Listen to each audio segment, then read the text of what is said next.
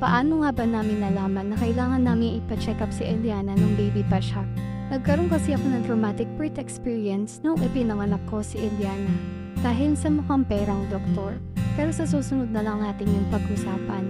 Nasakal kasi siya ng call niya at naging reason kung bakit hindi siya agad nakalabas. Hindi agad siya nakaiyak at yun ang naging reason kung bakit hindi nakakit yung oxygen sa utak niya. Pagkatapos niyang hospital ng 18 days, sinabi sa akin ng doktor na sana walang maging damage o injury yung nangyari kay Eliana.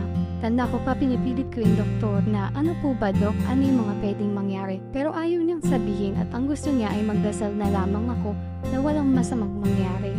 Sa mga unang buwan ay okay naman si Eliana, nagagawa niya lahat ng dapat magawa ng sanggol, palaging tulog, malakas dumede, nahuhunta, ngumingiti, pero ayaw manahimik ng utak ko.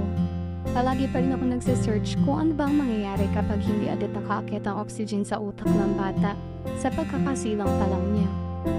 Hanggang sa umiedad-edad na si Eliana, yung edad ba na kailangan ay dumadapa na siya. Pero hindi niya nagagawa, kaya lang niyang tumagilig tapos hanggang doon na lang. Madalas ay iiyak na siya at ayaw na niyang dumaretso sa pagdapa.